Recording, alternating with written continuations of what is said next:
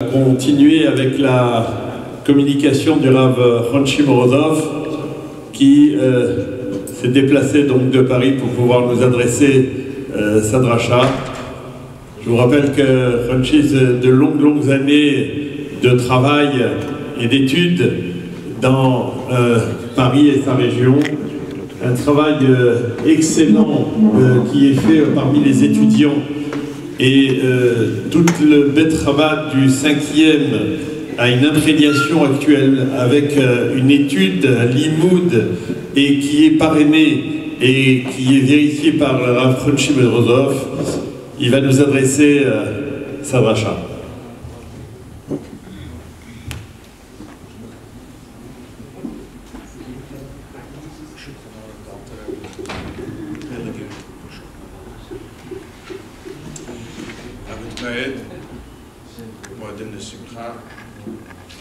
Je serais en devenir que mes stammes les autres ont parlé sur Pesach, Tashbiso, Atzashmure, Korban Pesach. Donc j'ai dit peut-être on va faire quelque chose de différent sur Mishpat.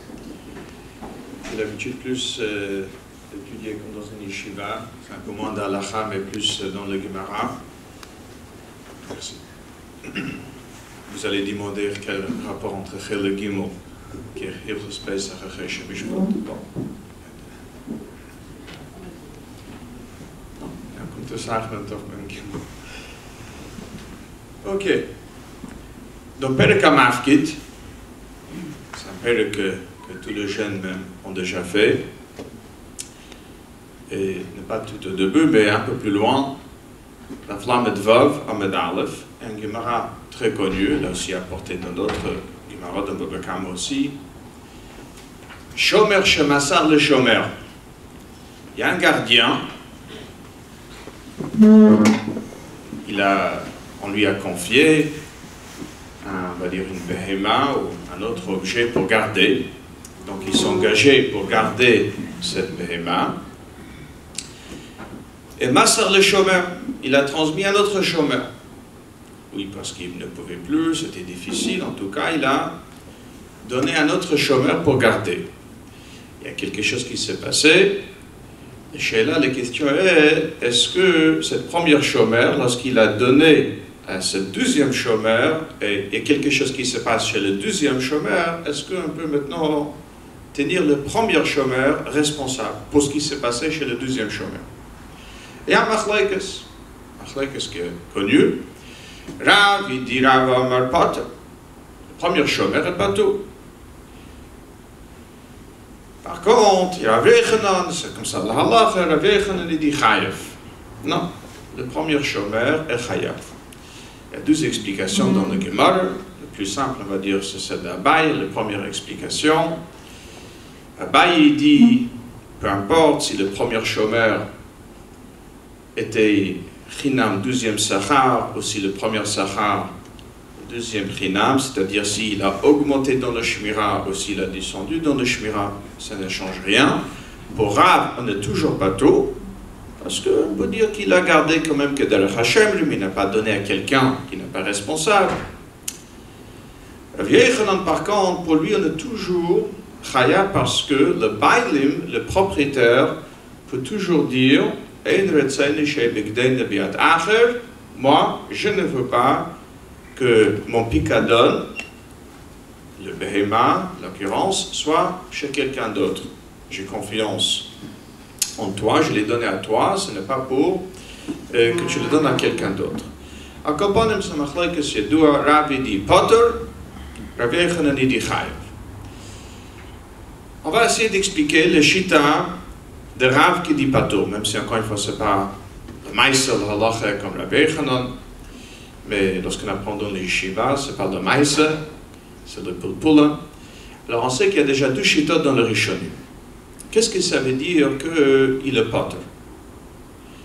Il y a Rashi, et Tosfot aussi, et Rashi le dit de manière très claire, que lorsqu'on dit que le premier chômeur est patur, ça veut dire c'est lorsque ce qui s'est passé chez le deuxième chômeur, on va dire en Einus, c'est simple, Si c'était si c'était un cas de force majeure, on va dire, Nishbreimei, c'est comme c'est marqué dans la Torah, à ce moment, si ça avait été chez le premier chômeur, il aurait été patur. Maintenant que cette même chose est arrivée chez le deuxième chômeur, alors il est toujours patur.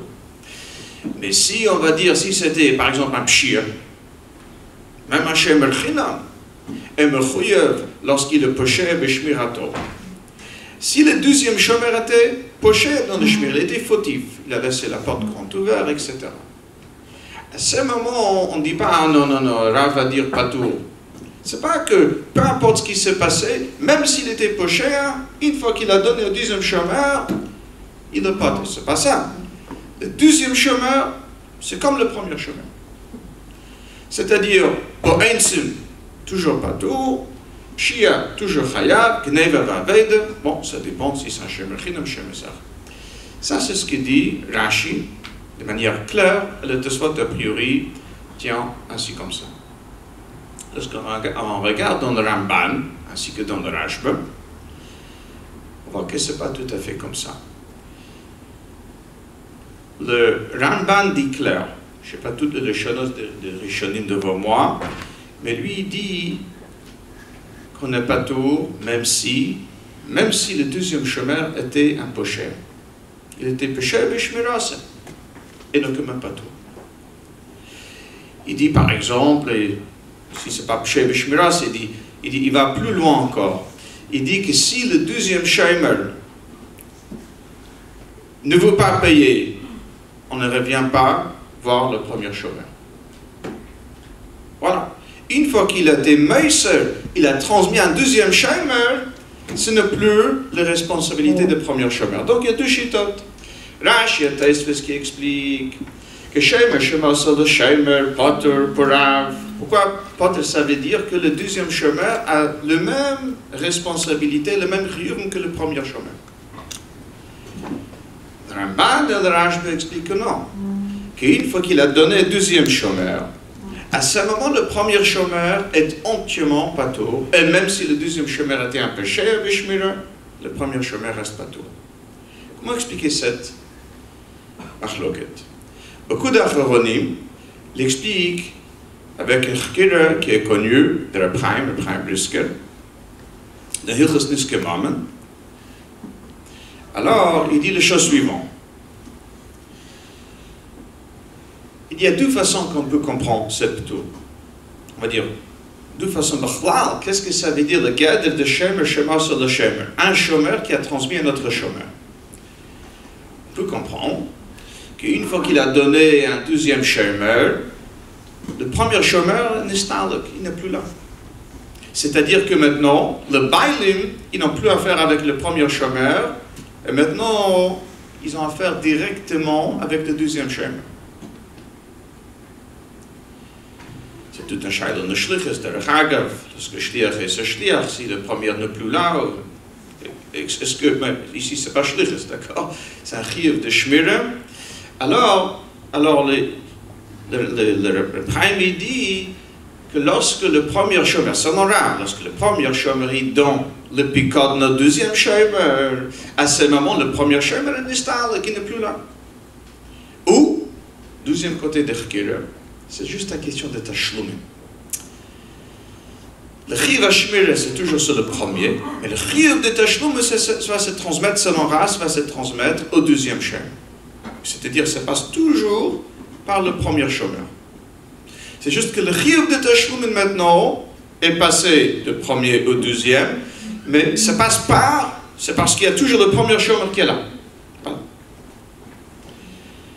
Alors, la Chreine me dit, a priori, c'est comme ça qu'on peut expliquer cette machloket entre Rashi et Tosfos qui disent qu'on n'a pas tort que là où le premier chômeur aurait été pas tôt, ou si on dit comme le Ramban et le Rashba, le Rishonim, que non, on n'est pas tôt même si c'est bien pshir.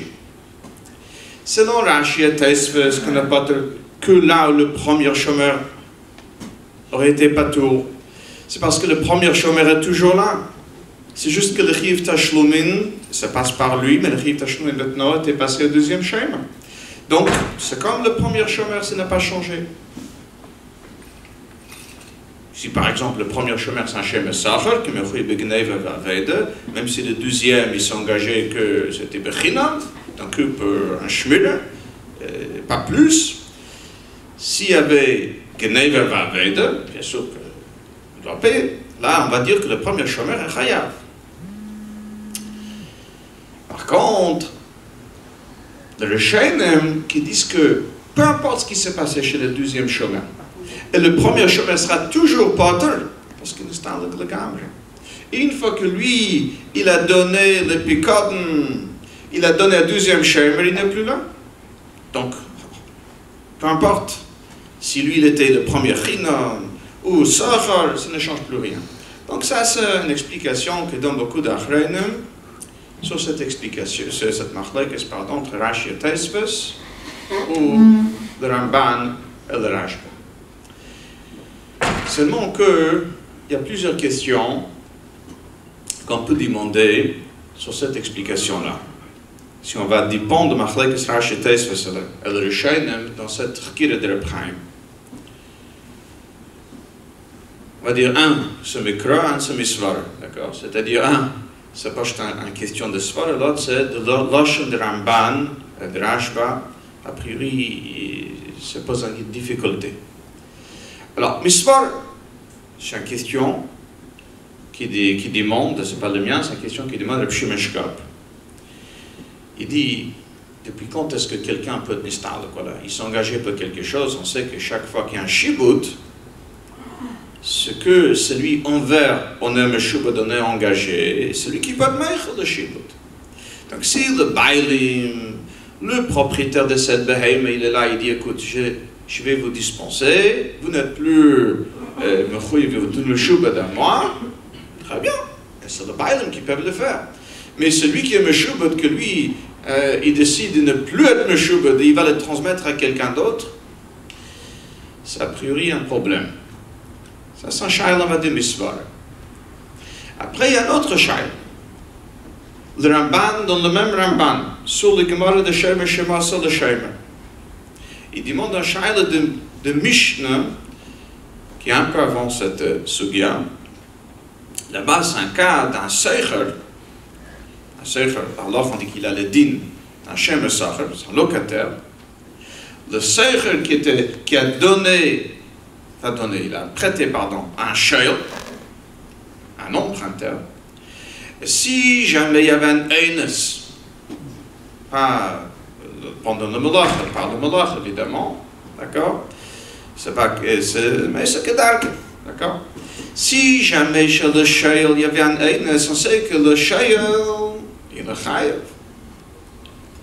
Maintenant le seicher est pas de mainz. Alors il y a un avis dans le Mishnah là-bas qui dit, écoutez, le seicher il va dire vis-à-vis de Bailim, moi je suis pas de Dainz. Après, en plus, il va se retourner. Il a fait une bonne affaire. Pas tout le monde est d'accord qu'on peut faire des schreira avec un parole de chavere, mais le Tana là-bas dit comme ça. Le seicher il va se tourner vers le shayel, il va dire, ah, maintenant tu es un shayel, tu devrais payer pour Dainz. Donc d'un côté le potter parce que lui il a un seicher. Lui qui a reçu de la main de Bailim comme un seicher, il est potter Benson. Le shayel, après le chayav, il doit payer au seicher. Non, le Ramban, il dit, comment ça marche avec finalement ce qu'on vient d'expliquer avec Rav, que finalement, le Loshen de Ramban, c'est presque, on va dire presque le Loshen de Reb Chaim, si on peut dire ça. C'est, il dit, je t'ai mis un gavre becharikoy, c'est-à-dire à ma place, dans mes chaussures, je t'ai déjà mis quelqu'un. Ah, je suis plus là. Donc ici, le seicher n'est plus là. Hein. A priori, le Bailim, ils auraient dû dire, moi j'amène un dinter directement le shayel. Il est le Mechouibaitzim qui me paie. Comment ça se fait que le seicher il est potter? Le seicher il va dinter avec le Bailim, avec le propriétaire. Et après le seicher, c'est lui qui va prendre le shayel en dinter. C'est un stéréo. Problème.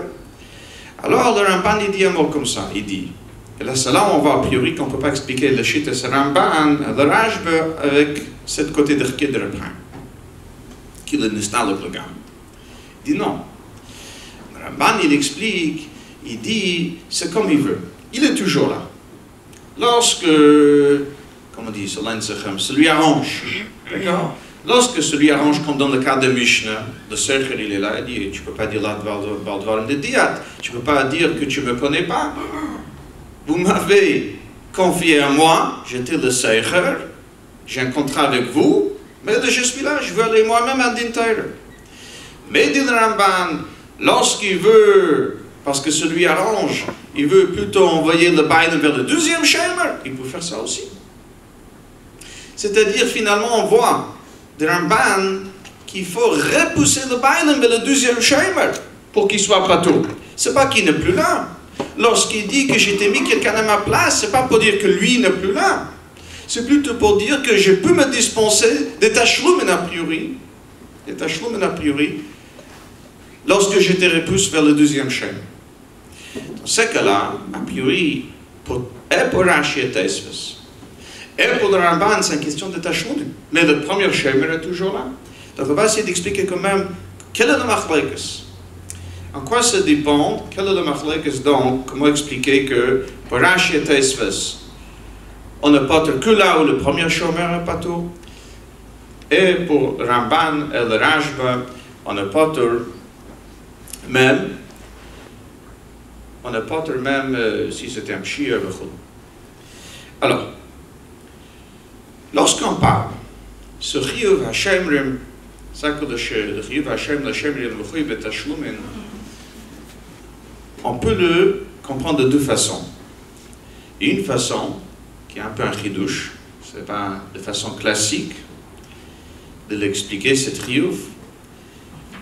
C'est l'Alter Rebbe, c'est tombé dans Hilchos Pesach, Simetov Mem Gimel. C'est de Flamet Gimel, il me semble. Non, toch Mem Gimel, tak erg Pesach. Là-bas, on parle sur quelqu'un qui a un shemer de Chametz, un code de Chametz, arrive Erev Pesach, est-ce qu'il est mechouyev d'aller chercher un goy pour l'acheter, pour que tout ne soit pas perdu? Est-ce que c'est déjà inclus dans le chiyuv hashmira? Alors, très bien, que oui, même un shemer chinam, même si après c'est une question que de gramme, lorsque arrive le shashish, le chatzais, la terre, et finalement, elle perd toute sa valeur, il faut le brûler même. Alors, est-ce qu'on va dire qu'il n'a pas fait ce qui est obligé, mitzad le chiyuv hashmira? L'Alter Rebbe dit que oui, il amène de raïs, même un shemer chinam. Mais entre autres, l'Alter Rebbe dit comme ça. Voilà, ici. C'est Sifkoten Beis. Quand on sagt Sifkoten Beis, c'est Simetov Mem Gimel. Il dit un mot comme ça. Encore le Tzrichim Leimar, de ma shemer chinam chayev al pshia. Ça qu'un shemer chinam, même si le shemer chinam, il est mechouyev lorsqu'il était poché, beshmirato, il était fautif, il a laissé la porte compte ouverte par exemple. Ein chiyuv ba machmat pshia atzma. Le chiyuv n'est pas à cause de pshia, c'est pas parce qu'il était poché à qu'il est chayev. Elo, misha shenimsor le apikadon. À partir du moment que nimsor le bailim ont donné cette pikadon au shomer, nishtabed v'nischayev lahachzer le bishleimus, kishiagi azman. Déjà au moment qu'il a reçu le pikadon, il a déjà un chiyuv, il a un shibut, kishiagi azman, il doit le rendre. Et c'est pour ça qu'il le chayev. Le chidouche, là il le pote. C'est pas, il y avait un pshia, donc il le chayev. Non. Il le chayev parce qu'ils sont engagés de le rendre à un certain moment. Et c'est pour ça, pshia, c'est normal qu'il soit chayev.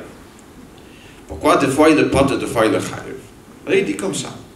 Ella shbeim azman nevda mimenu shelo yalidei pshiato b'shmirato shemer chinam. Si c'était nevat avec chas alav atayra ou patreto de mahayelo lasot ou v'shomer sachar echmira yoter ou v'shol yoter v'lei v'yeser. Très intéressant.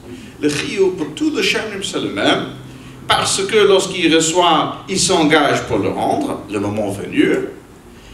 Elamai, un shemer chinam, parce qu'il ne va pas payer, on est très chassal lavater, sauf si le pché b'shmira, c'est normal, il s'est engagé, et il n'a pas respecté son engagement, donc là, le chassal lavater, il est mourir parce qu'il s'est engagé de donner, on n'a pas rendu pas tout. Si par contre il y avait Gneva Vaveda où il n'était pas poché, à ce moment, le terre a eu de rachmanou, de pitié sur lui, on l'a rendu patour. Shemer Sachar a un peu moins de pitié sur lui. D'accord? Mais il n'est pas chaïv à cause de Gneva Vaveda, quand il dit le chaïv à cause de... parce qu'ils sont engagés depuis le départ. Ça, c'est une façon de comprendre. Il y a une autre façon. A priori, quand il faut jusqu'à le chêne, c'est un style terrible. Et ça, c'est, si on va dire de manière plus classique de comprendre. Non, on est meilleur lorsque ça arrive. Pour le pshir, c'est le plus simple. C'est plus simple que pour Einsim et pour Gneva Vaveda. Lorsque quelqu'un est poché à Beshmira, il est chayev parce qu'il est poché. Et plus, le Loshna Rambam est, c'est ça que l'Alter Rebbe amène ici. Je vais le lire dans l'Alter Rebbe parce que c'est un peu plus que dans le Rambam. Il dit comme ça. Kivan shekibel olav achayuto. Ein zendik kabbalat hashmira bevad shekibel olav sheish melchemtza shanachri ve'im yifsha v'lo yishmerenu yafa chayev l'shalom lei שהפושע הוא כמזיק בידיים. כיוון שלא לשון הרמב"ם, כיוון שקיבל עליו לשמר כדרך השמרים, ça c'est pas marqué dans le Rambam, l'Alter Rebbe rajoute, puisque pourquoi il est considéré un pochéa comme un mazik biadayim? Un mazik biadayim. Pourquoi il est considéré comme un mazik biadayim, dit l'Alter Rebbe? Parce que lui il était mekabel, il a accepté d'être faire un shmira. V'amafkid samach alav, avec le shamer baz. Puisqu'on a compté sur lui, et finalement il n'est pas respecté, il devient comme un mazik biadayim. Il n'y a pas chez tout un ligne dans la halacha, l'Alter Rebbe dit, excusez-moi, le Rambam dit là-bas, parce qu'il dit qu'un péché c'est comme un mazik biadayim, c'est pour dire que même quelqu'un qui a shemed d'un karka, tout le din de shemed, c'est que, c'est que de metaltalin, mais le Rambam dit, pour un karka, quelqu'un qui était péché, il est aussi chayav. Un shemer, c'est un karka, quelqu'un qui est péché, il est chayav. Pourquoi? Parce qu'il est mazik biadayim.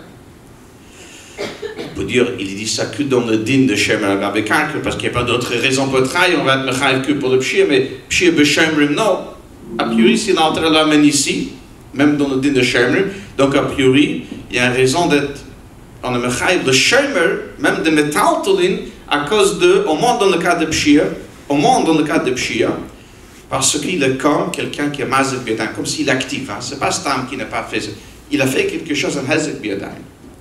Alors, d'un côté, nous voyons que le chiyuv de Shem, c'est parce qu'il kibel alav, il a accepté sur lui de le rendre le moment venu.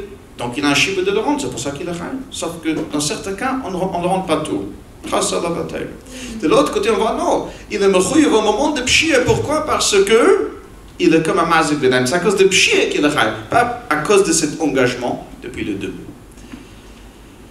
Ben, mais ça peut dire qu'il existe les deux dinim. Il y a des nafkemines. À quel moment il devient chayav? Au niveau de karka, par exemple, aussi, il y a un nafkemine, s'il est mechuyev non. Et des fois, il peut exister un seul autre, et des fois, il existe les deux. C'est la nafkan. C'est que nous allons essayer justement de démontrer. A priori, c'est ça justement, on va dire, le hasber, au moins dans le shita de Ramban et de Rashba, pourquoi on n'est toujours pas tout? Qu'est-ce qu'on a? On installe le gamri, on a vu dans le Ramban qu'on n'a pas installé le gamri, le premier shomer est toujours là. Alors pourquoi lorsque le deuxième était poché? La chrayes, cette première din, c'est-à-dire, ils sont engagés, ils le meshub parce qu'ils sont engagés de rendre le moment venu. Ça, c'est quelque chose, bien sûr, comme le Sheb Shimon Shkap a demandé. Ça veut dire quoi? Moi, je suis meshub et je vais en même temps dire je me retire. C'est que celui vers lequel je suis meshub, celui qui peut être meichel le shibut. Celui qui peut être meichel le shibut. Donc, le chiyuv de tashlumin parce que je me suis engagé de rendre au moment venu, ça reste le premier schéma. Par contre, et donc ça, il ne peut pas se retirer de cela. Mais le chiyuv de tashlumin, par contre, ça c'est quelque chose, c'est-à-dire tashlumin mitzad le pshir, parce qu'il est comme un mazik biadayim, ça qu'il est mechuyev au moment de pshir, parce qu'il est comme un mazik biadayim, ça c'est quelque chose par contre, qui est entièrement transmis au deuxième schéma, c'est pour ça que le premier schéma peut dire, moi je suis entièrement pas tout, même si l'autre était péché bédaim, C'est lui qui est péché Bedaim, c'est lui qui était Mazuk Biadaim, c'est lui qui est Chayev et pas moi. Donc c'est comme ça qu'on peut expliquer finalement le shit de Ramban et de Rashba. D'un côté, le premier chômeur est toujours là, comme on voit dans le Ramban, et lorsque ça lui arrange, il peut dire non, je vais venir moi au Din Torah avec le Bailim, mais de l'autre côté, il est entièrement pato. Lorsque ça lui arrange, il peut dire celui qui a fait le Hazek. Avec ça, on peut répondre beaucoup de différentes questions dans le Sugya, mais bon, on va penser aussi sur les autres. Agut Mayet. Grand Chazak, Franchi. On va poursuivre la soirée avec un rave qui honore le Bet Rabad toutes les semaines depuis de très longues années à travers un chiour de Gemara avec une atmada. Quel que soit le moment, quelle que soit la difficulté, il est toujours là. Rav Zerbib, Roche, collègue de hier, qui va nous adresser sa dracha.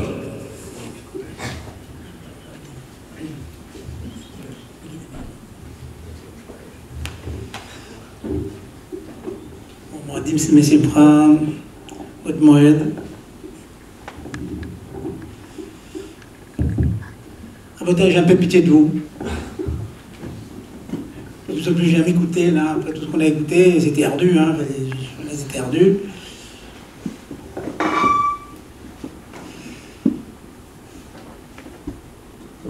Je pense au sipour du Rav Cohen, je crois que c'est le Noda Biyuda, et je me permets de rebondir à raconter un deuxième sipour du Noda Biyuda, si vous voulez, tout à l'heure, pour détendre l'atmosphère.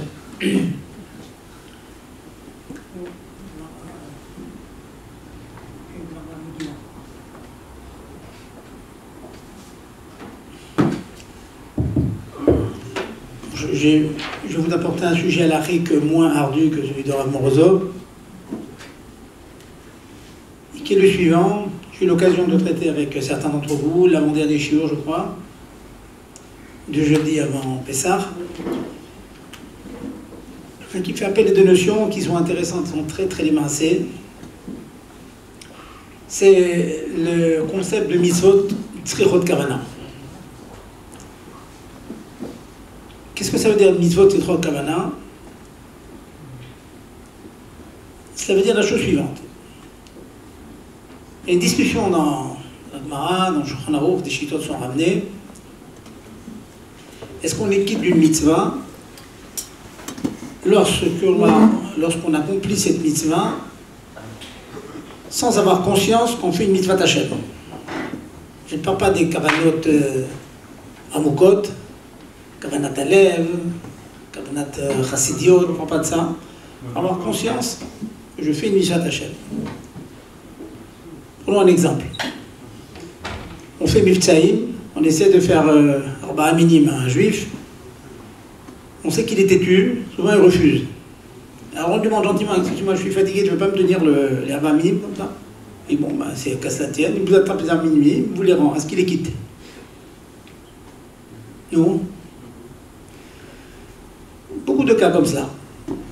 Il n'a pas eu la kavana, on ne parle pas dans les kavanot amukot. Est-ce qu'il a bien pensé qu'ils aient amassé de mitzvah ou pas? Prenons d'autres exemples. Une personne, une femme va à la plage. Elle va à la plage, elle se trempe, elle sort, elle s'entend entièrement, il n'y a pas de tratitsa. Est-ce qu'elle est théora ou pas? Sans rentrer dans les détails, qu'elle n'a pas fait excepté Tara, elle n'a pas fait toutes les procédures prévues en général par les Chachamim, mais certaines fois par la Torah. Est-ce qu'elle est théora? Elle n'avait aucune kavana d'être théora. Est-ce qu'elle est théora? Est-ce que si elle a un enfant à la suite de ce bain, c'est un benida ou non? Question de chouta. Elle a fait une mitzvah sans kavana. C'est pas du tout conscience qu'elle a. Vous invitez un pauvre dans la rue, un soir de Pessah, c'est même pas que c'est Pessah, c'est un salaïm, vous lui donnez un casier de matzah, est-ce qu'il les quitte? Il est un peu dur votre pain, monsieur le rabbin, mais je dis oui, mais c'est. On vous expliquera après manger. Est-ce qu'il les quitte? Bon. Les cas que je viens de rapporter sont un peu une exception dans la règle mitzvot tzrichot kavana.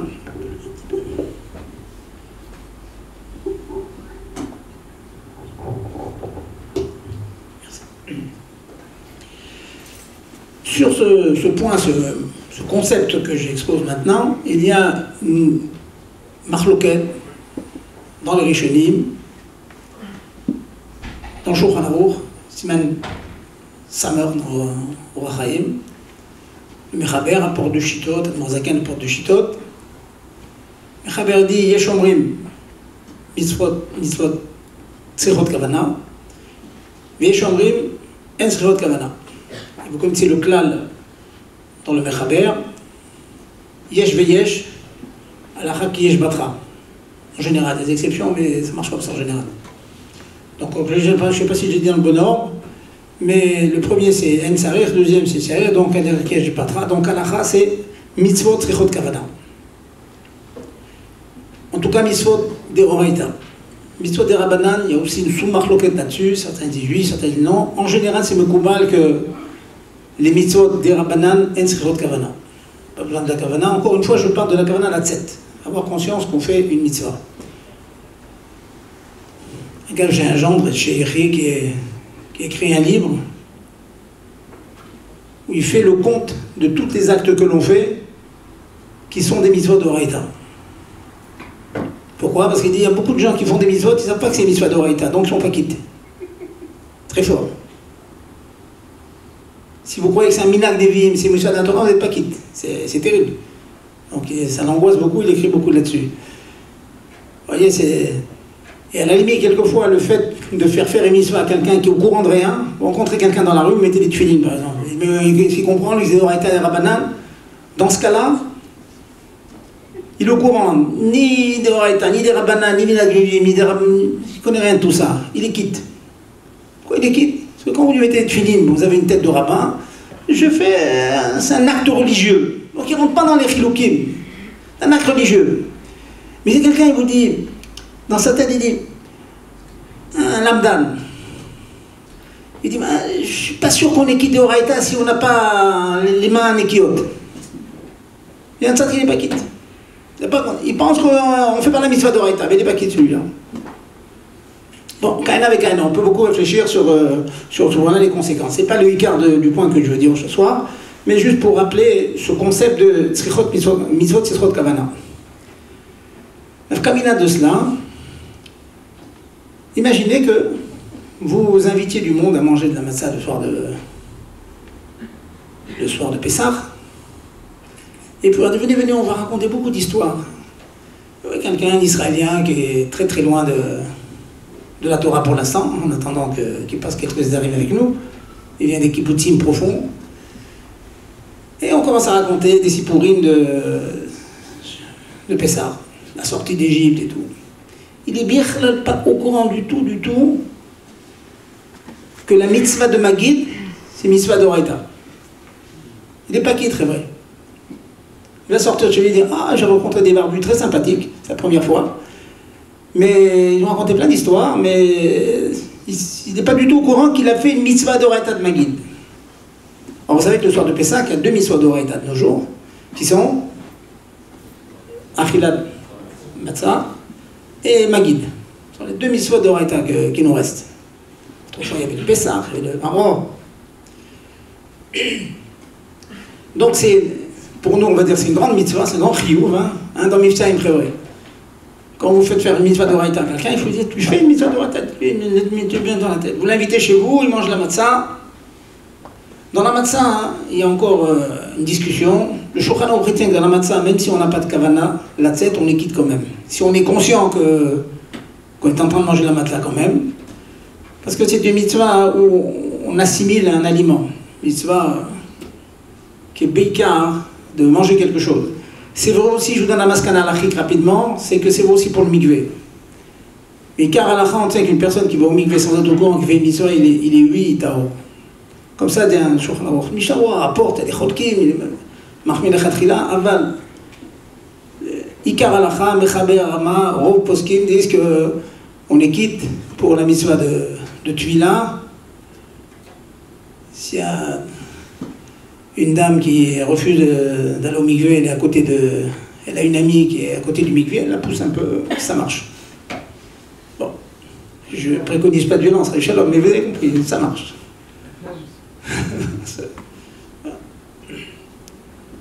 Pour la mitzvah de Tfila, c'est aussi le shrita aussi, c'est une grande souga, hein, je ne vais pas rentrer dans tout cela, mais je vous donne quelques éléments. Le rov roubam des mitzvot d'Oraita, tzrichot kavana, sans kavana, ça ne marche pas. Une personne qui ne sait pas, qui fait la mitzvah de Magid, qui a une mitzvah d'Oraita de raconter la sortie d'Égypte, de lire le texte de la Haggadah, celui qui n'est pas au courant, il n'est pas quitte. Donc, messieurs, la prochaine mitzvah sur laquelle vous allez faire, quand vous avez des invités, hein, le 5e fils, il faut lui dire, on fait une mitzvah d'Oraita. Donc le point que je vais développer ce soir, c'est quel est le chiyuv des nashim, des femmes dans Magid. Est-ce que les femmes sont chayavot de la mitzvah de Magid? Nafkamina, comme un nafkamina de cela. Premièrement, si vos filles, ou votre femme, votre épouse, votre grand-mère, votre tante, elle n'est pas au courant qu'elle a une mitzvah de raconter. Elle s'absente 5 minutes, elle va allaiter son bébé, ou bien la maman qui va tourner un petit peu la viande pour que le repas de Pessah soit prêt. Elle écoute, bon, comme par habitude, mais elle n'a pas du tout conscience que ce soir, il y a une mitzvah de Sipur Yetziat Mitzrayim. Est-ce qu'elle est quitte ou pas? Alors, si nous disons que la femme, elle a un chiyuv, alors elle doit être extrêmement vigilante sur ce point-là, de tout écouter, de penser à se rendre quitte aussi. Troisième nafkamina, c'est que éventuellement, elle pourrait rendre quitte un homme. Si elle est bar chiyuva, si elle a un chiyuv elle-même, elle peut rendre quelqu'un d'autre quitte. Si par exemple les enfants sont fatigués, ils ne peuvent plus lire, et que le mari s'est effondré sur la table, ou pour une autre raison, on peut très bien imaginer que la maman, elle prenne la Haggadah, elle lise et elle rend quitte les hommes. Donc le point qu'on va voir, est-ce que la femme, elle est chayavet ou pas? C'est quoi les tzaddim safek? Pourquoi elle serait oui chayavet, pourquoi elle ne serait pas chayavet? Le tzad qu'elle soit ptoura, il n'est pas shoot. Comme les arba aminim, comme la souka, c'est mitzvat assez, c'est azman grama. Toutes les mitzvot qu'on dit positives, je n'ai pas trouvé le mot encore en français, hein, il faut que tu trouves autre chose que positif et négatif, ça m'exaspère d'entendre. Il y a 3 mitzvot négatives, il n'y a pas de mitzvot négatives. Bon, il faut dire mitzvot assez, mitzvot assez, je crois, hein, ou alors trouver un mot en français. Voilà, jonction intérieure. Voilà la chose. J'ai entendu le matin, il y a 3 mitzvot négatives. Maman, négative, shalom. Négative, mitzvot. Voilà. Injonction, et quoi? Et interdit. Voilà. Une injonction, donc c'est je te demande de faire, et un interdit. Voilà, très bien. Donc, il y a un de ça de dire que c'est une unité, donc une injonction qui dépend du temps. C'est une fois par an, ça dépend du temps, comme Tfilin, comme Tzitzit, comme Souka, comme Arba Minim. La femme est plutôt mal, elle est exemptée de cette mitzvah. Pourquoi la rendrais-je chayav? Quel est le tzad de dire qu'elle va quand même être chayavet? Le tzad, c'est là qu'on commence. La Gemara Megillah, elle rend chayav la femme d'une mitzvah, dans Psachim d'une autre, de 2 autres même, que je vais vous citer.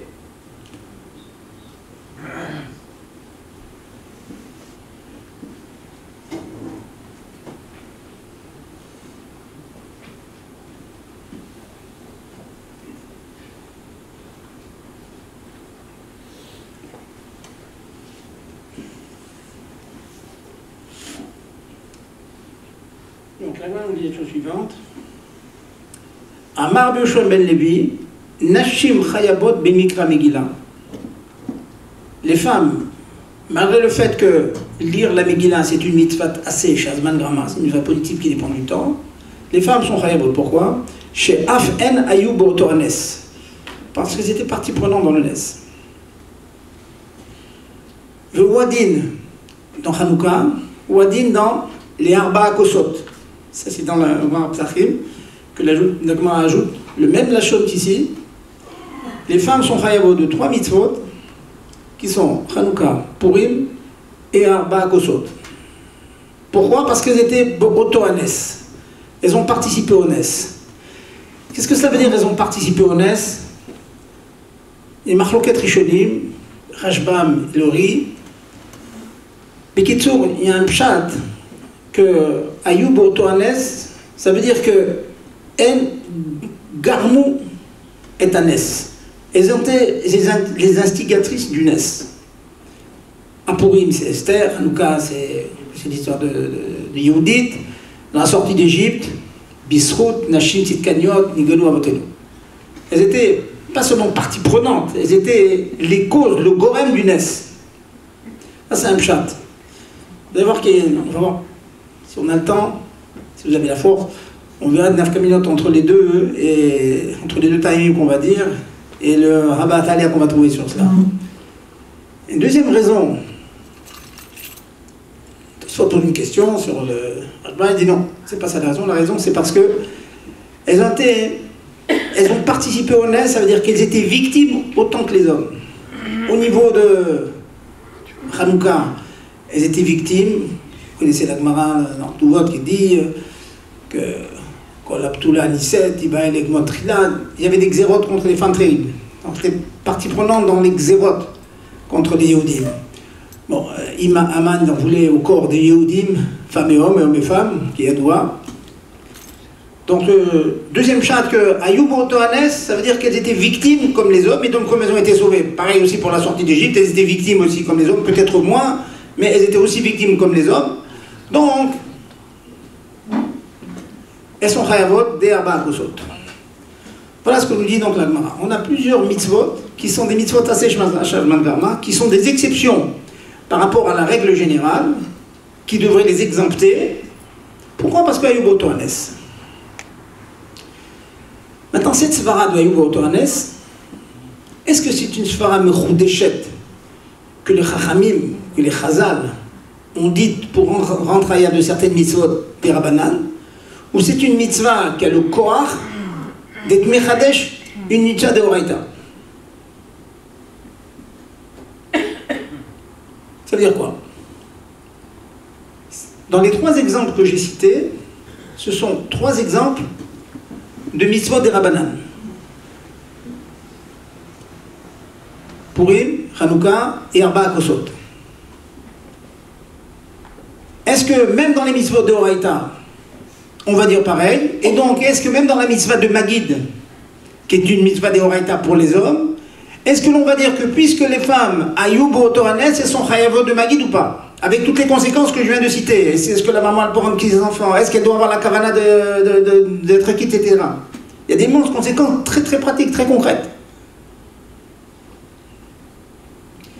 Bien sûr, cette rakira, ces 2 tzedadim, ce sont 2 réponses qui sont amenées dans Tosfot. Tosfot demande la question suivante. Alors essayez, là, ça se corse un petit peu. Je vais essayer de simplifier. Tosfot demande la question suivante. Si nous disons que Ayoub Otohanes, le fait que les femmes étaient partie prenante dans le Nes, c'est une raison de les rentrer à d'une mitzvah, il y a une chose qui n'est pas compréhensible. Qu'est-ce qui n'est pas compréhensible? Les femmes sont chayabot de manger le kazaït matzah, qui est yadoua, comme vous le savez très bien. On dit aux femmes qu'on a mangé le kazaït comme les hommes, les mêmes conditions que les hommes, etc. Pourquoi? La Gemara dans Psachim nous dit parce que il y a un ékesh entre Achilat Matzah et Issour Achilat Chametz. Vous ne mangerez pas du Chametz et vous mangerez de la Matzah. Celui qui est chayab de l'interdit, celui qui est soumis à l'interdit de manger du Chametz, il est chayab de l'injonction de manger de la Matzah. Et réciproquement.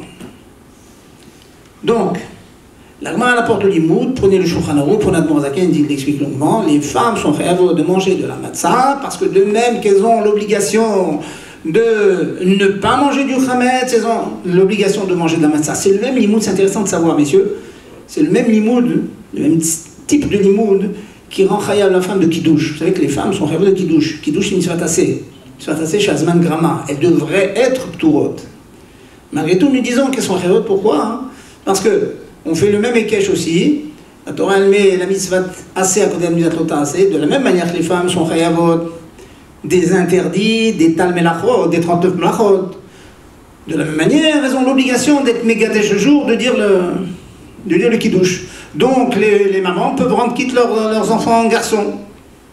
Je ne sais pas s'il y a un problème de signaux, c'est bien, mais minadine, la maman, une femme peut rendre quitte un homme. Si un homme est fatigué, il peut prononcer les mots, il a un bandage sur la bouche, sa femme peut le rendre quitte. La femme est chayavet. Shamor vezachor v'dibur echad. Zachor, c'est la mention, c'est mitzvah tassé, Shamor, c'est mitzvah lotassé. Vous avez le même type de hekesh dans Chametz ou Matzah, de même que la femme est chayavet de ne pas manger du Chametz, elle est chayavet de manger de la Matzah. Alors demande Tosfot, puisque la femme est chayavet de manger son kazaï de Matzah le soir de Pessah, grâce à ce hekesh que je viens de vous dire, mais d'après ce que nous dit la Gemara ici, Tipokle, tu n'as qu'à le déduire de Ayub Otoanes. Bon, ça se fait que tu as besoin de ce hekesh. Tu m'en suis? Et là, il y a deux réponses. Deux réponses qui sont deux visions complètement distinctes de cette halakha. Après, on va regarder un petit peu ce que les Shonim disent et ce que la Chronim dit là-dessus. Première réponse de Tosfot. Tosfot répond: on ne pouvait pas rendre la femme chayav de manger un kazaï de matzah le soir de Pessah grâce à la svara de Ayub Otoanes, du fait qu'elles étaient partie prenante dans le Nes, ou bien parce qu'elles étaient les instigatrices du Nes, d'après le premier pshat, ou bien parce qu'elles étaient victimes du tzorer. Kazé ou kazé, j'ai eu besoin du limoud, du hekesh entre Chametz et matzah, parce que Ayub Otoanes est une svara midérabanan que Chazal ont été mamti pour entrer les femmes de mitzvot des Rabbanan seulement chez Azman Grama. Mais jamais cette svara-là, elle va rendre des femmes chayat d'une mitzvah des Horaïta. Car, Omer Tosfot. Donc, il n'était pas question de rendre les femmes chayat de manger de la matzah parce qu'elles étaient partie prenante dans le Nes, dans la mesure où c'est une mitzvah de Horaïta. C'est la raison pour laquelle il a fallu l'autre limoud, le hekesh, entre Chametz ou matzah. Comme ça, il répond Tosfot. D'après ça, messieurs, c'est un peu rassurant. Les femmes qui sont pas au courant qu'elles font une mitzvah de Horaïta dans le Maguid, c'est pas si grave que ça. Elles font une mitzvah. Alors, d'autres fois disent qu'elles font une mitzvah des Rabbanan. Certains Rishonim disent qu'elles ne font pas du tout de mitzvah. Pas une mitzvah des Rabbanan. Mais d'après le point de route, ou des Rabbanan, ou pas du tout de mitzvah. Mais des Horaïta, non. Ça répond le premier terreau de Tosfot. Deuxième terreau de Tosfot, ça marche comme ça, écoutez bien. Tosfot dit bon non. Bémet, le fait que les femmes Ayubo Toanes, le fait qu'elles sont parties prenantes dans le Nes, ça les rendrait d'une mitzvah de Horaïta, même Minatora. Il suffit de voir l'histoire juive, de voir que les femmes elles étaient parties prenantes dans un Nes, la Torah elle-même les rend chayav. Donc les femmes devraient être chayav de manger de la matzah parce que Ayubo Toanes, parce qu'elles n'étaient pas très prenantes dans le Nes. Elle a couché à des départs. Thomas, mais qu'est-ce que j'ai besoin du hekesh entre Chametz et matzah? La porte à Yosef de Yerushalayim, il y avait un Rishon qui était Yerushalayim.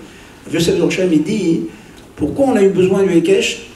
Parce que, en l'occurrence, ici, dans ce cas particulier de matzah, la svara de Ayub Otoanes n'était pas applicable. Pourquoi? N'était pas applicable parce qu'il y a un autre limoud qui s'appelle une Gzera Shava, qu'on appelle dans les Shiva Toutou, si ça vous rappelle quelque chose, Tetvav, Tetvav. J'ai marqué, Hamisha Asar, la Torah elle vous dit, le 15 Tishrei, il y a une obligation de manger dans la Souka, le 15 Nissan, une obligation de manger de la Matzah. Tetvav, Tetvav, Hamisha Asar, il y a une Gzera Shava entre les deux. Nous dire, Rabbi Yosef de Yerushalayim, étant donné qu'il y a une Gzera Shava entre Souka et Pessah, cette Gzera Shava, elle nous dit la chose suivante, de même que les femmes sont pturot de Souka, parce que c'est mitzvah tasé shatman grama. Donc, grâce à la Gzera Shava, je vais les rendre patour aussi de manger de la matzah. Ça refute la svara de Ayub Otoanes. Ça ne pourrait pas refuter un limoud mefouraj de la Torah, mais une svara, oui, ça leur, comme ça dit Rabbi Yaakov, Rabbi Yosef de Yerushalayim. C'est pour ça qu'à Mashmalan, le limoud du hekesh entre Chametz ou matzah, que les femmes sont vichayim. Ça a compris ou je répète?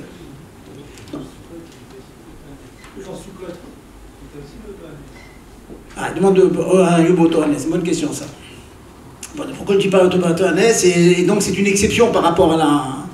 Bon, Kama Shtiruchi Madze, je vais en donner un, le plus simple, c'est qu'il y a un limoud mefourash aussi.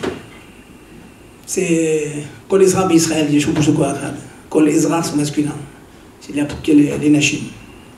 C'est un terout, il y a beaucoup d'autres terouts, mais c'est le plus simple celui-là. C'est-à-dire, en l'occurrence, il a fallu Mitzvat Hasheshat Man Grama plus un autre pasouk pour arriver à les rendre Tourot. C'est à ça qu'on arrive finalement. Bon, messieurs, je vous en prie pas. Bon, m'excuse, hein, on vous fait écouter, on vous impose des chidushim, sans les chaïm, sans rien. C'est maman, je sais pas mis en khadin. Le docteur. Et les médicaments, on les prend pas parce qu'ils sont ramettes, donc qu'est-ce qu'il nous reste? Bon. Bon, j'espère qu'après, tout le monde est invité. Donc, à quoi on est arrivé, messieurs? On est arrivé dans le deuxième terreau de Tosfot, Behemet Asvara de Ayubo Tohanes. C'est Mechayev, ça aurait dû être Mechayev les femmes de manger de la matzah.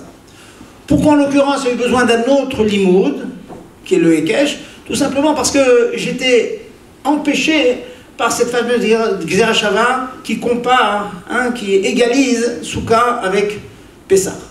Comme ça répondait les Chodim. Donc d'après le deuxième Terout, il sortirait que la femme elle est Chayevet de Mitzvah de Magid, parce que Ayubo Tohanes, et là j'ai pas de... J'ai rien, j'ai pas de pasouk, j'ai pas de Gzerashava qui empêche. Mais mettre ces deux tzadim ici, il y a un prime Gadim qui dit que est-ce que les femmes sont chayavot ou pas, c'est talou dans les deux thérotypes de Tosfot. Maintenant, ce qu'il faut rechercher, c'est comment c'est la achra. Que disent les Rishonim sur cela? Bon, après un petit ripouze dans les Rishonim, dans le Sefer HaChinuch, il dit que les femmes sont chayavot de Magid. Donc il est comme un Yosef de Yerushalayim. Chayavot de Magid. Dans le Rambam, dans Sefer Mitzvot, il y a une mashmaout. Mashmaout, c'est pas mouchrach, mais achouz, mais il y a une mashmaout comme ça, c'est qu'elles sont chayavot. Il y a d'autres rishonim qui sont tourot. Donc ça reste, ad kan, ça reste une marloquette rishonim. Donc c'est un petit peu sfeka dedina. Bon, cette année, j'ai eu l'occasion de recompulser un peu des Sfarim. Je suis tombé sur Yechav Vedat. Vous savez, c'est une encyclopédie, il apporte j'aime beaucoup de rishonim qui sont marqués comme le deuxième inami de Tosfot. Ça veut dire que les femmes sont chayavot de Magid. Et puis il y a une chute de Ramoshe Feinstein aussi qui fait un gros pilpoul là-dessus et qui est tolé ça dans Marloquet Tanaïm, mais vraiment un gros pilpoul. Et la conclusion de son pilpoul, c'est que les femmes sont aussi chayavot. C'est-à-dire, la conclusion de ce limoud-là, c'est que les femmes sont oui chayavot de Magid. Je vais donc répéter les conséquences de cela. Puisque les femmes sont chayavot de la mitzvah de Magid, on nous racontait la sortie d'Égypte, d'après l'akdama que j'ai faite, à savoir que mitzvot de Raïta tzrichot kavana, il faut que les femmes soient au courant qu'elles ont la mitzvah sur elles. Deuxièmement, si elles ont raté quelques parties de la Haggadah, c'est un grand chiyuv, hein, quand les femmes, si la famille peut attendre que la femme puisse relire les passages qu'elle a manqués. Alors quel est le guéder bediouk? Ça, je n'ai pas vraiment trouvé. On sait quand ça commence, quand ça finit. Est-ce qu'il manque quelques parties? Est-ce que c'est comme le Sefer Torah, si on a raté quelques mots, c'est pas grave? Est-ce que c'est comme la Megillah, si on a raté un mot, c'est grave? Lo matzati. Bon. Mais d'ailleurs, le matzati exactement quel est le guéder. Donc il faut encourager chacune de ses filles, son épouse et tous les invités à lire bien. D'ailleurs, c'est pour ça que c'est le livre le plus populaire, la Haggadah, et c'est le seul livre qui est traduit dans toutes les langues. C'est bien connu. Pourquoi? Parce que Agoufa comprend ce qu'on lit, ça fait partie de la mitzvah. Les mitzvot, c'est votre kavana, donc il faut que l'on comprenne ce que l'on dit.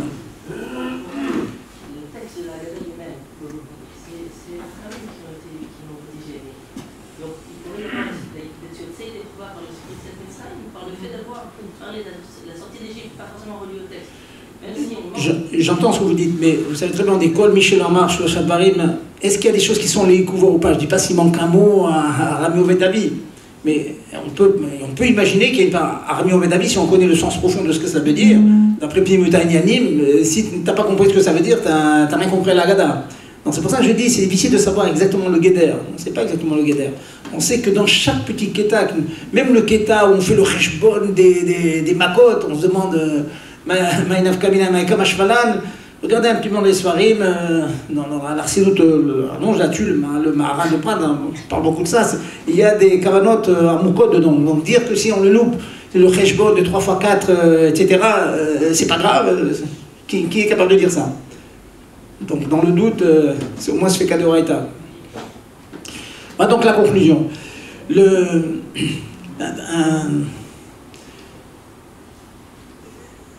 Pour finir sur ce point, donc la conclusion, comme je viens de vous dire, c'est cela. Il semblerait, après dans l'Admour Azaken, il dit un mot comme cela. Il dit que les femmes sont chayavot de toutes les mitzvot comme les hommes. Mais sur place, il dit Tiknou Chazal. Donc, bon, c'est pas le moment de faire des dioukim par-ci ou par-là, mais si on a le temps, on rediscutera de ça. Est-ce qu'il y a un diouk moukhrach du Admour Azaken ou pas, qui pense que c'est de Oraïta ou pas? Ne faites pas me voir clair sur ce point-là. Pour finir, donc, je me permets donc de finir avec un divrei drouche, une petite histoire, puisqu'on a cité le Rabbi Yehuda. On sait que Kol Dor Vador, on dit la Menou le Kalotenu. On ne va pas raconter une histoire de sortie d'Égypte, mais une histoire du Ham Israël dans la Galoute. À l'époque du Rabbi Yehuda, à l'époque du Baal Shem Tov, c'est au XVIIIe siècle, c'était le Rav de Prague, c'est un homme très très connu, Gaon Natsum, que le monde connaît. Il est arrivé qu'un jour, il allait vers la choule et il rencontre un petit enfant d'une dizaine d'années en train de pleurer. Il s'approche de lui avec une tête de nochri. Il s'approche de lui, Nirmo Rachamam, il a eu pitié de lui. Il dit: qu'est-ce qui t'arrive?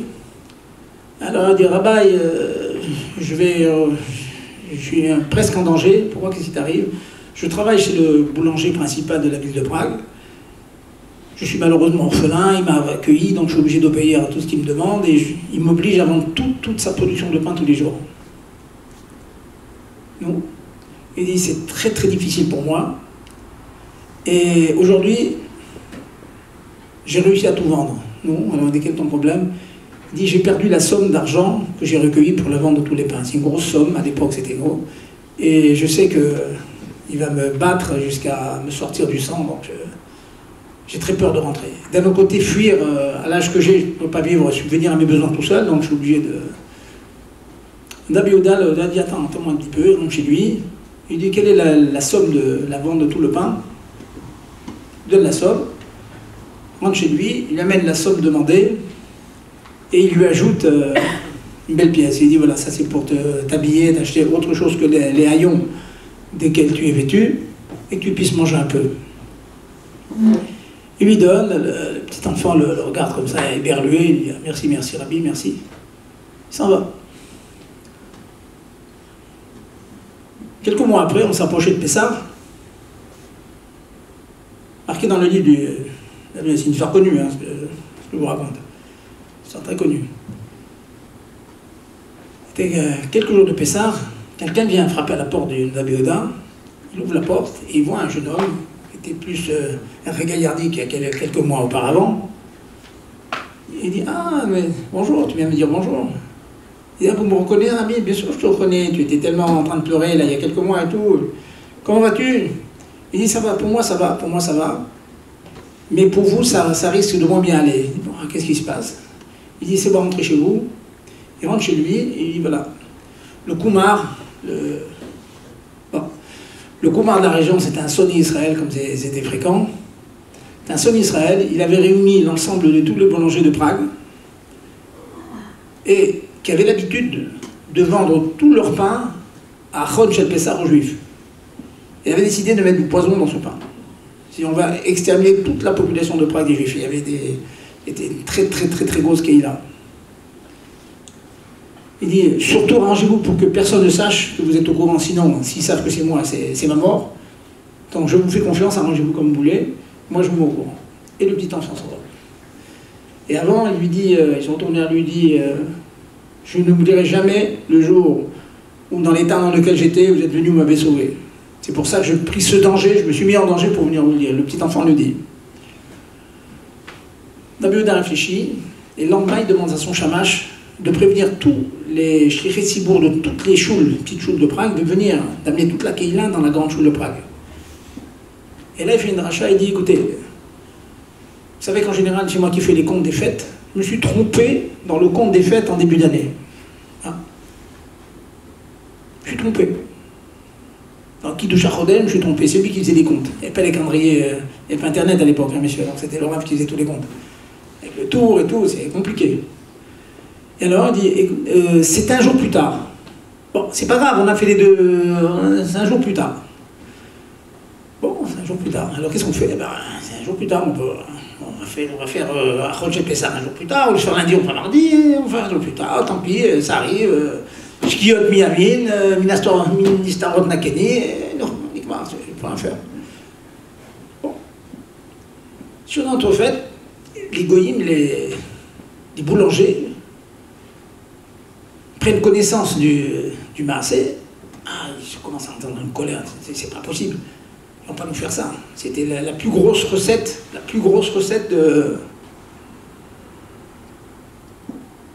de l'année.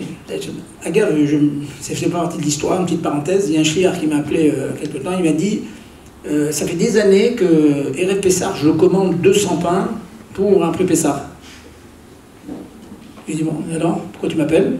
Il m'a dit, je suis en train de me demander si j'ai raison. C'est vrai, c'est complètement interdit de faire ça. C'est complètement interdit. Mishnah Tavnoun, Seif Katan Chavzaïn. Je ne connais pas Mishnah par cœur, je viens de le faire, ne vous inquiétez pas. Seif Katan Chavzaïn, Yeshlichut la Khumra. Si le goy le fait comme ils ont l'habitude, ils savent que les juifs vont acheter, c'est un problème, on n'a rien commandé. Mais si on commande, Yeshlichut la Khumra, c'est comme dit c'est à nous. Et il y a des achronim qui l'interdisent, même Bediavad. Il y a un Bekeveger, Bediavad, il permet. Mais pour dire, c'est faire une commande, c'est complètement. Même vous la faites avant Pessah, vous dites, je viens la chercher après Pessah. C'est assourd, les gars, faites attention, faites aucune commande de Khamet avant Pessah pour après Pessah. Fin de parenthèse. Je reviens là, à mon histoire. Donc, les boulangers se réunissent, ils vont chez le juge, et ils font un din Torah au Rav de Prague. Il dit, c'est un FC de Miroubé pour nous. Chaque année, on a des milliers de pains. Maintenant, personne ne nous achète le pain. Il s'est trompé dans les comptes de leur religion, c'est leur problème. Le juge convoque le Rav. Il dit, écoute, Rav, c'est vrai, ils ont une bonne tana, c'est une bonne argumentation. Qu'est-ce que vous allez répondre à ça? Vous n'avez pas prévenu, nous, ils ont préparé déjà le pain. Les pains sont prêts déjà? Oui, ils sont prêts. Bon. Qu'à cela ne tienne, il n'y a pas de problème. Je prends toute la production. David dit, je prends toute la production. Ah, tout, vous achetez tout, il n'y a pas de problème. On va juste vérifier la qualité du pain qu'il nous a fait, bien sûr, c'est pas comme ça, et on paye, il apporte sa bourse, il dit je suis prêt à payer. Bon, on fait un petit dika. Et il a apporté les grands spécialistes, les dégourdis dans chaque choule, il y a quelques dégourdis qui comprennent un peu les yanim. Ils ont pris les pains, ils les ont ouverts, ils les ont décortiqués, et sur un tas de pains, ils ont bu avec c'est de manière grossière, ils avaient mis du poison un peu n'importe comment, et le piège a été déjoué par Hachem. Et le juge s'est rendu compte que c'était un piège contre les juifs et que Chokhmat Chachamim, Chachamenu, qui avait fait tout ce montage pour déjouer le piège du Koumar et des boulangers. Alors, cette histoire, c'est pas une histoire chassidique seulement. C'est une histoire qui m'a fait beaucoup de choses. C'est dommage qu'il n'y a pas plus de petits-enfants là. Quand ils entraient dans la rue, un goy, on les traite comme des moins que rien. On sait, regarde, il y a plein de marottes sur ça. On ne sait jamais, un a dit, shlach lachmera, comme ça il rapporte le passouk, shlach lachmera bamaim, jette ton pain dans l'eau, un jour ce pain il te reviendra. On ne sait jamais, c'est un grand moussa. Je ne parle pas entre nous, déjà entre nous on se traite de tous les noms. Hein. Mais déjà, même avec les goïms, parce que si nos enfants prennent l'habitude et de faire du lachon hara avec les goïms parce que c'est moutard, et de faire du ribit avec les goïms parce que c'est moutard, tout est moutard.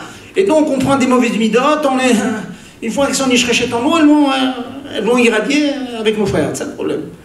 Donc c'est un grand enseignement que même l'autre, même celui qui est complètement de l'autre, qui est très très loin de nous, il y a beaucoup de sipurim avec le rabbi, comment il était mechabed chacun, et les policiers, les noirs, toutes les sipurim, on a vu dans les vidéos, il était mechabed chacun il savait donner son capote comme il faut. Voilà messieurs, donc l'enseignement de un des enseignements de Pessah, on essaie de Zat Hashem, qu'on sera zoché avec ça, Soudat Mashiach, on espère avant Zat Hashem, de Mashiach se dévoile à nous, Zat Hashem. Et quoi qu'il en soit, qu'on fasse Soudat Mashiach ensemble, Tzafta Achad, Yachad, tous ensemble, on soit zoché de beaucoup de Bate Midrashim. Messieurs de Créteil, je vois qu'on peut remplir ce Beta Midrash, c'est dommage qu'il ne soit pas plus rempli là tous les soirs. J'en rate pas une, tu m'excuses, docteur, bon, j'en rate pas une pour la placer. Sachez que tous les jeudis, il y a un cours de Gemara de Halacha ici, que le lundi, il y a un cours de Chassidut, si je ne m'abuse, qu'il y a beaucoup de cours qui sont donnés, qui n'attendent que des justes qui les écouter. Il y a des chaises confortables, bon, elles peuvent l'être encore plus, mais bon, il y a des chaises confortables. Et on espère que donc, il va être encore plus rempli dans ta chaîne très bientôt. Grand Chazak Azerbib, comme la soirée doit se terminer, Acharon Chaviv, Rav Chaim Elul, chaliard de Rabbi Créteil, depuis de longues années, déploie son énergie pour apporter cette lumière du Rabbi à Créteil. Et quoi de plus fort que de l'entendre de vive voix. Rav Chaim Elul.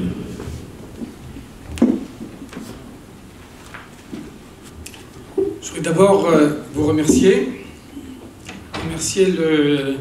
tous les intervenants, ceux qui sont venus nous faire partager leur connaissance, notamment ceux qui sont venus de loin, le Rav Morozov, le Rav Zerbib. Je voudrais remercier également tous les participants, votre patience jusqu'à maintenant. J'espère que le fait d'avoir développé la connaissance de la Torah à Créteil aura son effet. J'espère qu'il y aura un effet d'émulation et que dans d'autres endroits de Créteil, on fera également des réunions pour développer la Torah, la Agdil Torah ou la Hadira. Et je voudrais prendre juste quelques minutes de plus pour partager avec vous une idée du Rabbi. On voit que dans la Tosefta de Masechet Psachim, à la fin du Masechet dans Perekhet, on voit que la Tosefta énumère toutes les différences qui existent entre Pesach Mitzrayim et Pesach Dorot. La manière dont Pesach a été célébré la première fois en Égypte, au moment même de leur sortie, et ensuite les pratiques qui ont été conservées pour toutes les générations. Parmi ces différences, on trouve dans la Tosefta les mots suivants: Pesach Mitzrayim, Makom Achila Sham Haitalina, Pesach Dorot, Ochlim B'Makom Echad, Velanin B'Makom Acher.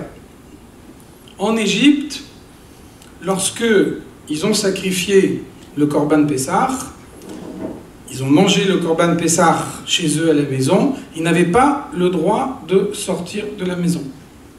Inversement, dans les générations suivantes, à l'époque du Beth Amikdash, et également pour nous maintenant, on peut très bien célébrer Pessah dans un endroit et puis ensuite aller dans un autre endroit. À l'époque où le Korban Pessah existait, on pouvait manger le Korban Pessah dans un endroit et puis ensuite se rendre dans un autre endroit. Et donc la Tosefta cite un pasuk, Sheneemar, Lo tetzeu ish mi petach beto ad boker. Le pasuk de la Torah nous dit, personne ne doit sortir de chez lui jusqu'au matin, donc chacun restait enfermé dans la maison où ils avaient consommé le Korban Pessah. Si on regarde ce pasuk qui est dans Parshat Bo, Rashi nous dit, Rashi donne le pshat, le sens simple du verset. Rashi nous dit, pour quelle raison on n'a pas le droit de sortir de la maison? Keivan shenitan reshut la mashchit enom avdil. À partir du moment où la force de destruction est autorisée à intervenir, alors elle ne fait plus de différence entre le bien et le mal. En d'autres termes, Rashi nous dit, le fait de rester chez soi et de ne pas sortir après avoir consommé le Korban Pessah, le fait de rester à la maison, c'est une shmira, un moyen de se protéger. on voit que ce n'est pas du tout l'explication que donne la Tosefta. La Tosefta nous donne ici quelque chose de très fort. La Tosefta nous dit, pourquoi est-ce qu'ils sont restés chez eux à la maison? C'est parce que chacun a sacrifié le Korban Pessah chez lui à la maison. À partir de ce moment-là, sa maison a eu le din du Misbéach. Et c'est la raison pour laquelle, ensuite, on a aspergé le sang, acheté mezuzot vers la mashkof, sur les deux montants de la porte et sur la partie haute de la porte, de la même façon que dans le Beth Amikdash, quand on fait un korban, il y a ensuite une mitzvah de zrikat adam à la misbéach, il faut asperger le sang du korban sur le misbéach. Alors de la même façon, leur maison avait le din de misbéach, et donc ils ont fait un korban chez eux à la maison, ils avaient besoin de faire zrikat adam, ils ont fait zrikat adam sur la porte. Donc oui, c'est difficile de comprendre, il y avait des centaines de milliers de maisons juives, sans doute, en Égypte. Comment est-ce qu'on peut dire que toutes ces maisons, chacune de ces maisons en particulier, est devenue un misbéach? Alors, vous savez que avant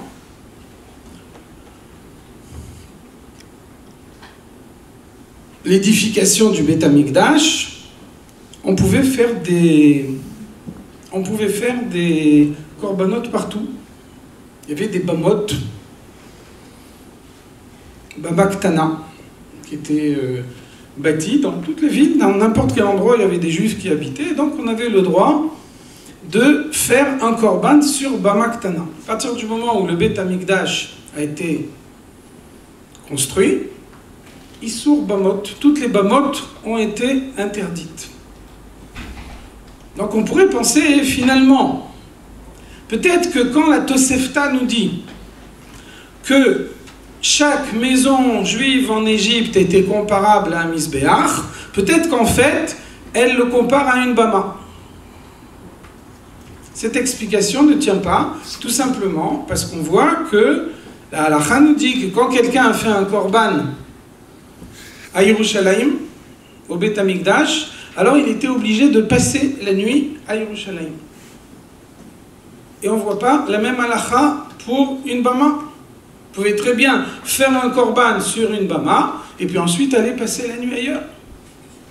Donc la comparaison avec les bamot ne tient pas, elle n'explique pas la comparaison avec les bamot, n'est pas suffisante pour expliquer que chaque maison juive en Égypte a pu être comparée à un misbéach. Donc on est obligé de dire que c'est vraiment le misbéach tel qu'il était dans le Beth Amikdash qui se trouvait dans chaque maison juive en Égypte. Donc, al-derech ha-drouch, on peut dire, qu'est-ce que la Tosefta nous enseigne de cette façon? Vous savez que la sortie d'Égypte est considérée comme la naissance du peuple juif. Vous connaissez le grand passage du Navi Yecheskel qui décrit la naissance du peuple juif, Vaerer mitboseset bedamayich, comme le sang d'une femme qui donne naissance. Et donc, au moment même où le peuple juif a été constitué en tant que peuple, alors tout de suite, Dieu a montré quel est le but de cette constitution, quelle est la mission qui est donnée au peuple juif dans le monde.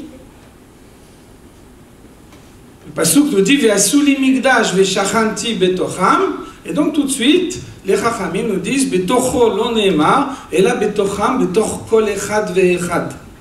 Par le fait qu'il existe un Mishkan dans le monde, par le fait qu'il existe un Beth Amikdash dans le monde, alors par l'intermédiaire de cet endroit qui est le lieu de résidence de la Shrina dans le monde, eh bien Dieu peut résider également dans chaque maison juive. Eh bien on voit que depuis le premier instant de la constitution du peuple d'Israël en tant que peuple, Dieu a montré que chacun peut faire de sa maison un misbéach auquel s'appliquent toutes les halachot du misbéach. Dieu fasse que l'année prochaine, on se retrouve dans le Beth Amikdash reconstruit et qu'on puisse continuer à étudier la Torah du Mashiach, de la bouche du Mashiach, et la commenter tous ensemble. Merci de votre participation et Chag Sameach. Merci beaucoup.